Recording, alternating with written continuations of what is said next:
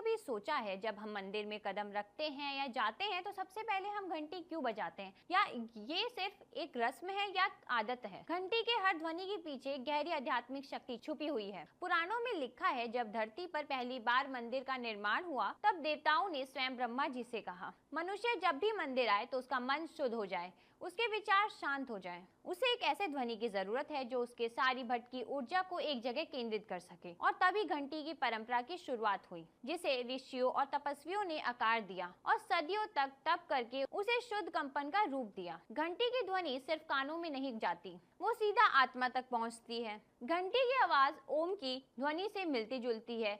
ये आसपास फैली नकारात्मकता तरंगों को तुरंत नष्ट कर देती है। जब घंटी बजती है, उसकी कंपन से दिमाग की दोनों तरंगे, लेफ्ट ब्रेन और राइट ब्रेन, एक साथ शांत हो जाते हैं। यही कारण है कि घंटी बजाकर मन तुरंत स्थिर हो जाता है। वैज्ञानिक रूप से देखा जाए तो घंटी 2 या 5 सेकंड तक लगातार वाइब्रेशन देती है, जिससे शरीर के सातों चक्र सक्रिय हो जाते हैं। हम मंदिर में घंटी क्यों बजाते हैं, इसकी तो गहराई आपने सुन ली, लेकिन क्या आपने कभी सोचा है हमारे घर की छोटी सी पूजा घंटी का क्या रहस्य है? वो छोटी सी घंटी जो आरती के समय बजती है, जिसकी आवाज हमारे घर के हर कोने में फैलती है, उसकी शक्ति उतनी ही दिव्य है जितनी मंदिर की घंटी की होती है। पूजा के समय बजाने वाली घंटी घर में फैली तामसिक ऊर्जा को तुरंत काट देती है। ऐसा माना जाता है कि घंटी की कंपन से भूत प्रेत, बाधाएं और अशुभ शक्तियां खत्म हो जाती हैं। घर में शांति बनी रहती है। जब हम पूजा करते समय घंटी बजाते हैं, उसकी आवाज मन को पूरी तरह भक्ति में केंद्रित कर देती है।